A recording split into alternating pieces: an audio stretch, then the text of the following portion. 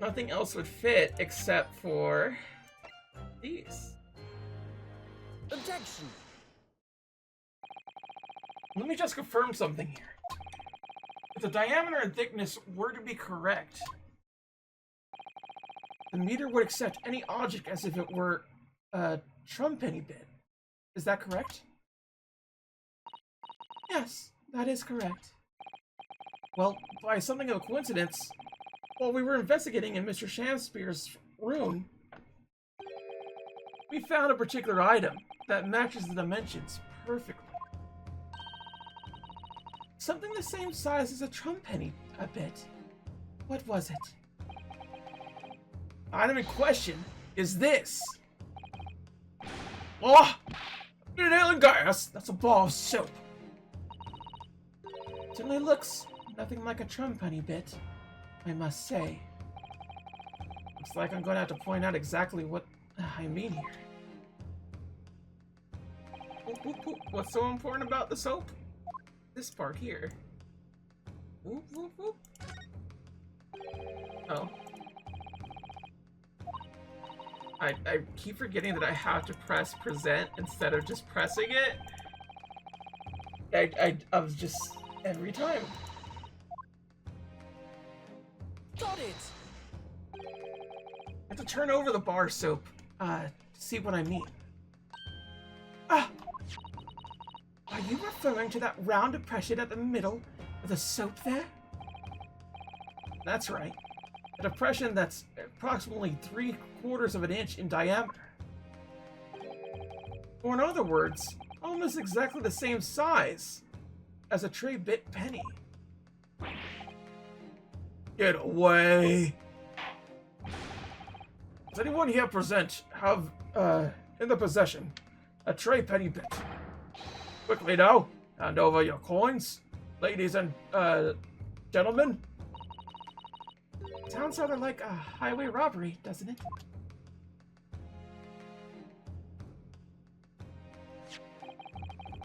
Thanks to the kind member of the public in the gallery, I have heard a tray penny bit.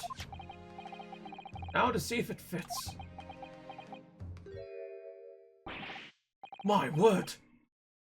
It couldn't be more snug! Yes, as I suspected. This, without a doubt, is a vital clue to explain how the Ulmont gas company is being defrauded. Well, I don't believe it. Oh, they look like bees. I just got it. So, your assertion amounts to what? That some inferior bar soap has a tentative connection to the theft of gas? Yes. The depression of the soap was clearly made by a trumpenny bit. I must concur at least. Pushing a coin with some force into a poor quality bar of soap, such as this, is a remarkably simple way of replicating the coin shape. And then you could use, well, some melted wax or something to pull into the mold. And make fake coins in no time!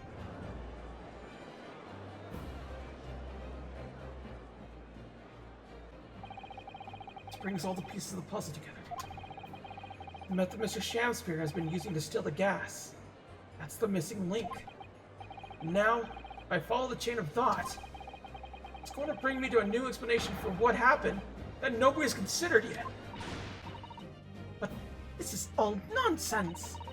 If the man had been making fake coins, my worker here would have found them when he emptied the meter.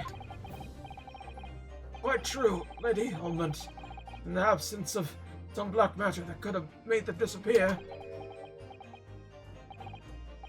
I see. That's what we're dealing with, is it? There's one form of black magic that could cause the fake coins to disappear into thin air. Yes. Exactly.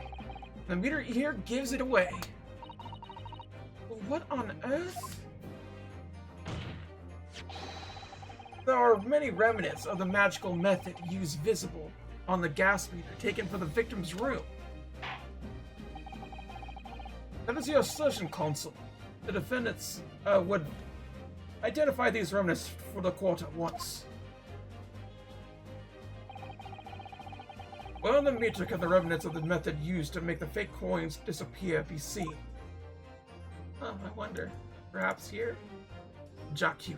Got it! We found this bar of soap at the scene of the crime, just outside the victim's window. Outside? Yes, outside. Where you yourself, Mr. Meterman, were loitering in the freezing winter air. That's where we found this soap. Oh, I get it! That's right. The answer, of course, is ice. Did you just say ice? Mr. Shamster has been leaving soaps like this outside his window every evening filled with water. After a night outside in the bitter colds, the water is completely frozen solid the next morning. Then he takes his fake coins of ice, feeds them into the gas meter, giving him light and warmth in spades. As his room becomes very comfortably warm, the ice now inside the meter's coin box melts, turning back into water and draining harmlessly away through the small hole made in the underside of the meter. That is how, without leaving any evidence of his wrongdoing, this man has been stealing all mint gas.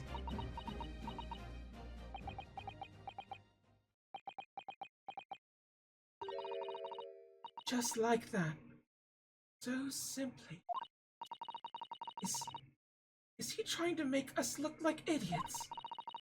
He's been fooling us with some bars of soap and some water.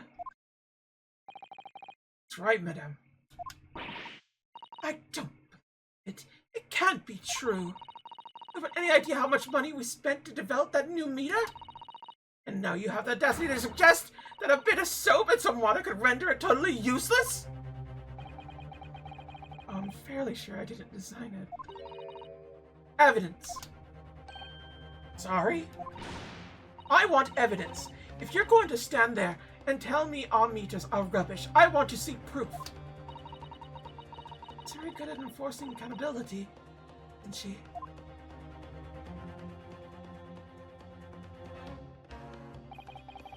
Very well, Lady, Walmart. If you like evidence, I'll provide it. What? Mr. Narada, are you saying you actually have evidence to support this theory? I did notice a trace of something that bothered me a little at the time. I have a feeling that this theory we've come up with now could explain it. This evidence that sustains the theory about how Mr. Shamspear has been stealing gas is... First I have to look at it. It's right there, baby. Bada bing, bada boom! Take that! This is the photograph of the scene at the point when the victim was discovered, taken by Inspector Grayson. It clearly shows the remnants of the crime carried out by Mr. Shamspear. What remnants?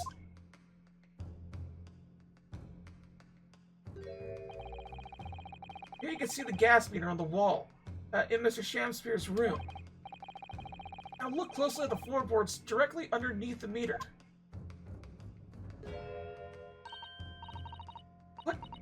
What is that? Some kind of grubby stain? Almost certainly. The water stain resulting from the liquid that drained out of the hole made in the meter. Ah!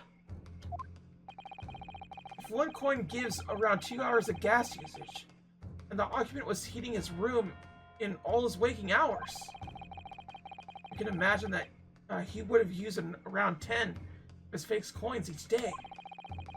Melting ice inside the meter's coin box would have been dripping out almost constantly, leaving a stain on the floor.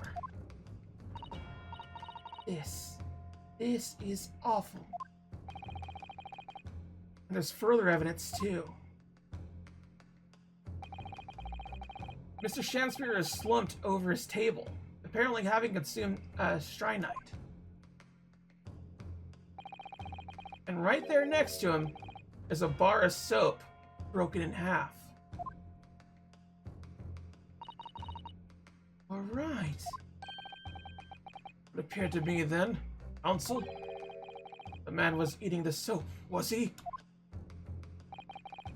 Pardon me for disagreeing with your lordship, but... certainly not.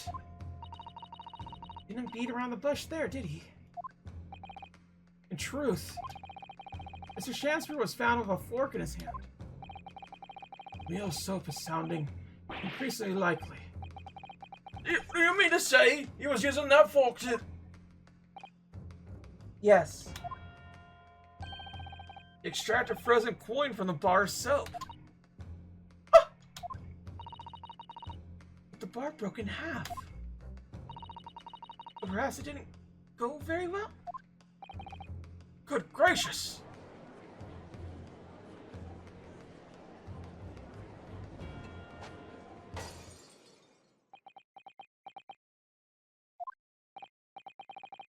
Lord Van Zeeks? Was throwing my hand up in despair. Happened to catch my hollowed bottle away. Pray forgive my maltreated mistake. What is the meaning of this, Consul? Allow me to pose my learned friend a question. What exactly did you establish with your most recent cross-examination? Well, that Mr. William Shamspeare is a liar and a thief. In other words, that his testimony is unreliable. That's it! That's exactly it! Very well. Let us assume the man is a liar.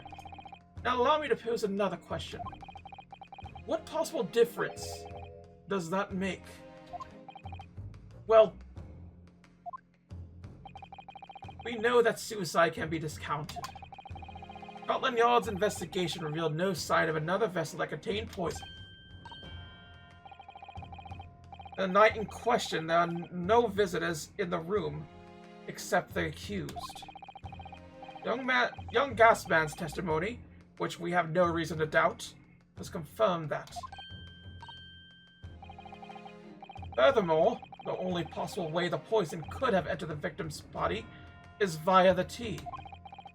The court has seen no evidence whatsoever that suggests otherwise. Even if William Shamspeare is a liar you claim him to be, those facts have been objectively established. There's no escaping it. Therefore, in light of these facts, the prosecution calls for immediate abduction. What?!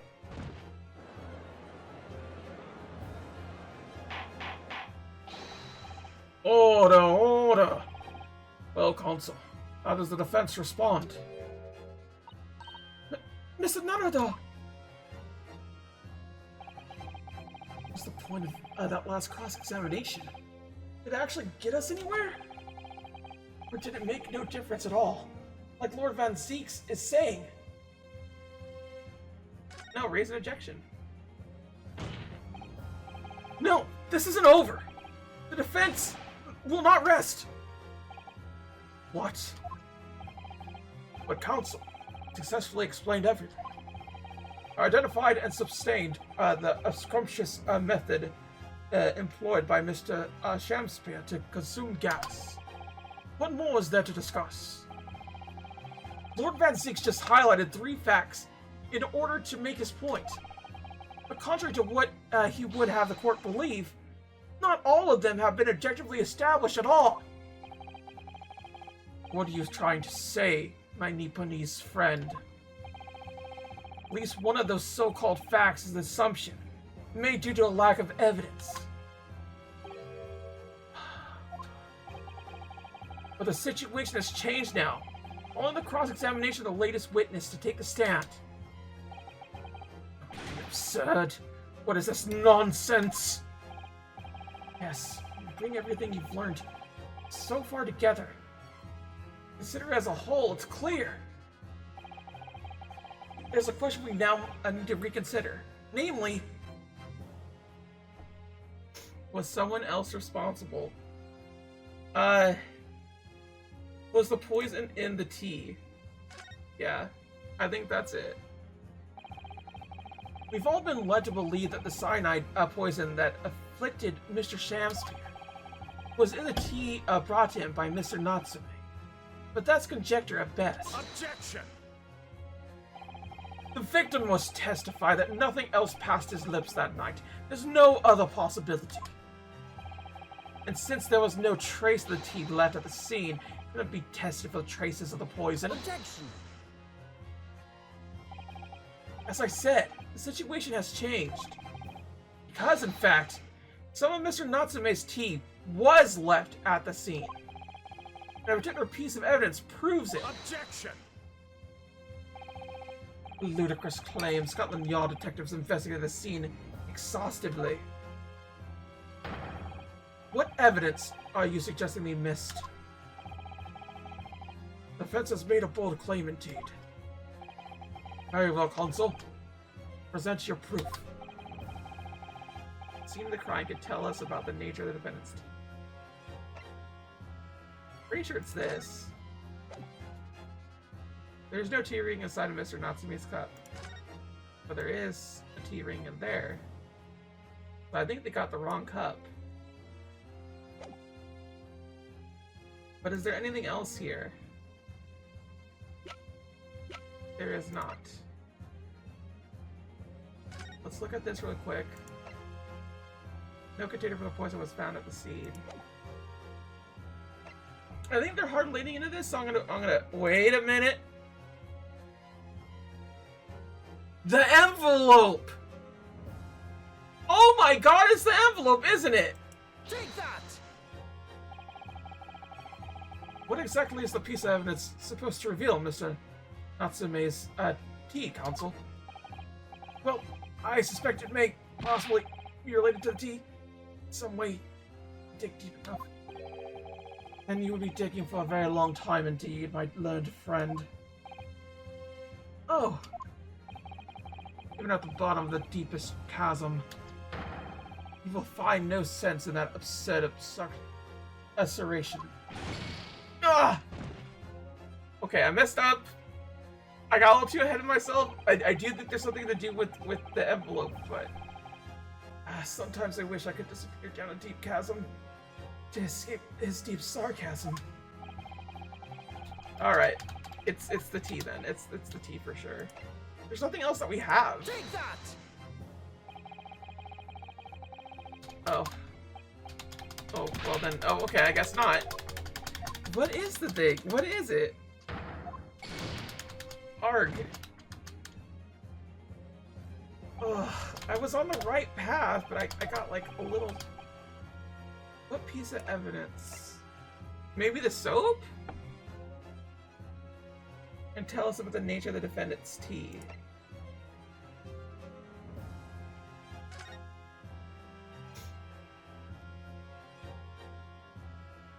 Not that, but what about this? Canterbury Yearning? The picture of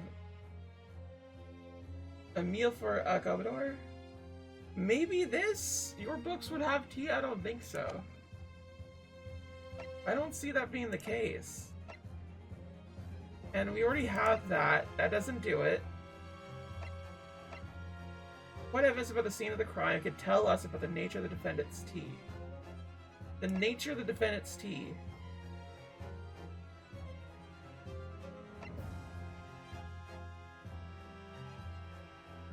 The secondhand bookshop. It was submitted as evidence.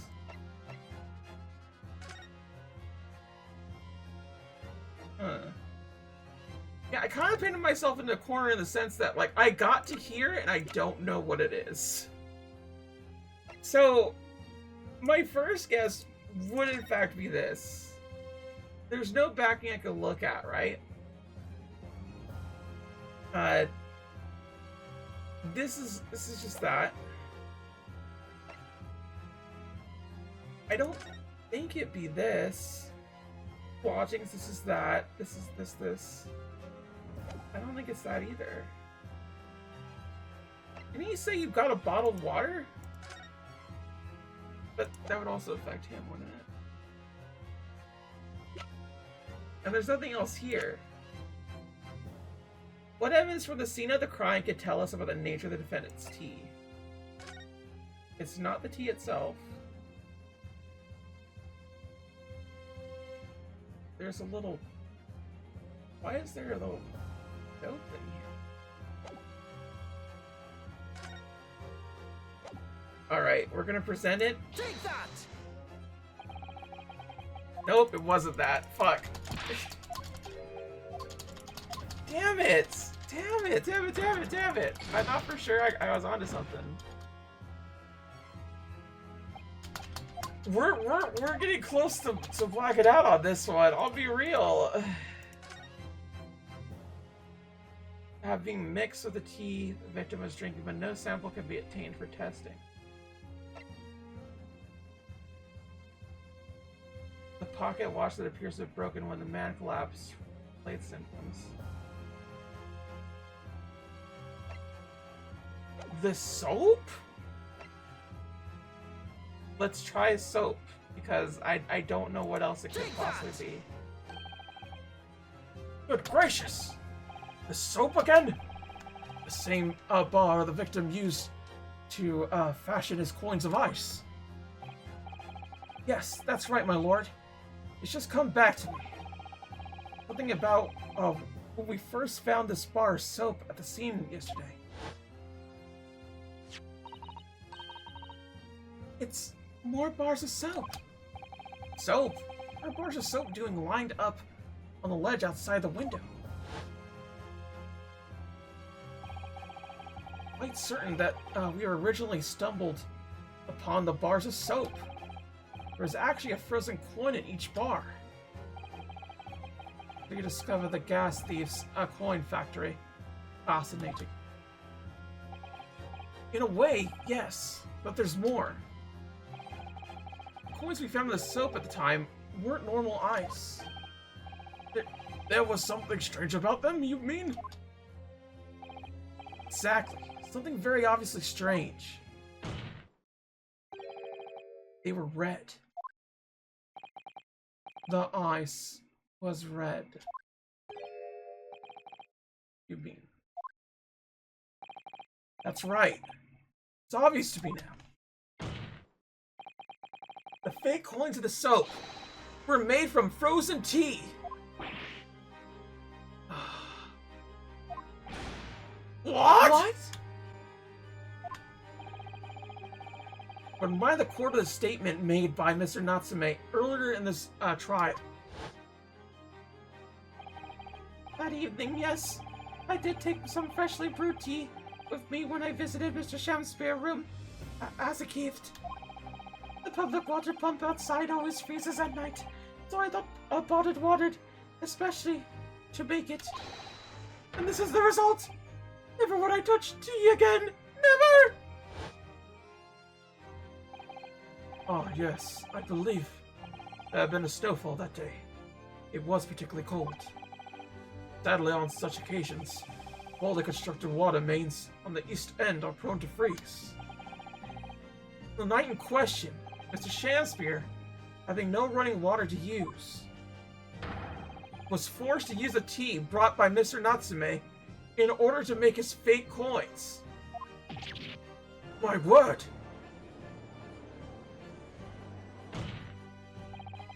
There were 2 bars of soap on the window ledge when my judicial assistant and I investigated the scene. That's right, and we only borrowed one of them. Which means that even as we speak, some of the defendant's tea is still present at the scene of the crime. Frozen solid in a bar of soap outside Mr. Shamspeare's window. Extraordinary. Earlier today, Inspector Grayson informed the court that even if 1 drop of the tea remained, Scotland Yard would be able to analyze it for poison. As such, we are now in a position to prove or disprove what was until now been mere conjecture. By finding out for sure whether or not Mr. Natsume's tea actually contain a shrine knight at all.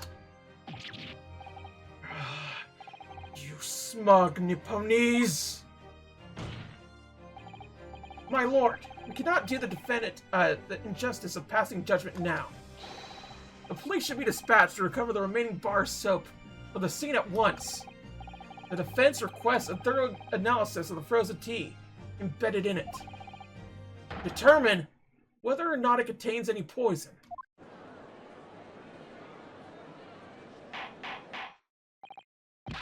Bailiff! Bailiff! Instruct the police to attend the scene at once. Yes, my lord. Understood.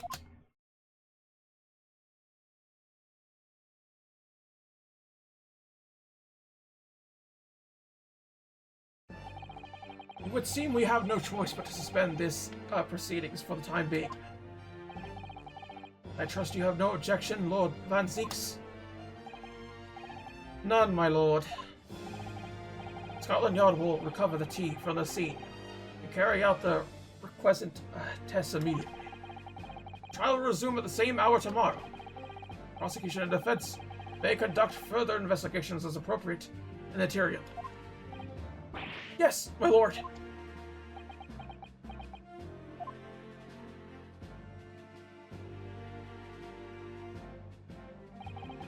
Well, we managed to scrape through there somehow. Thank you, consuls. Court is adjourned until tomorrow.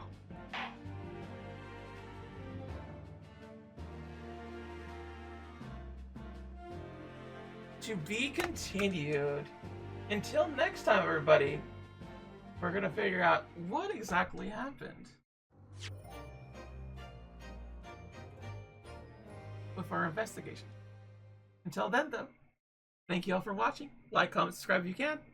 Sayonara. Bye-bye.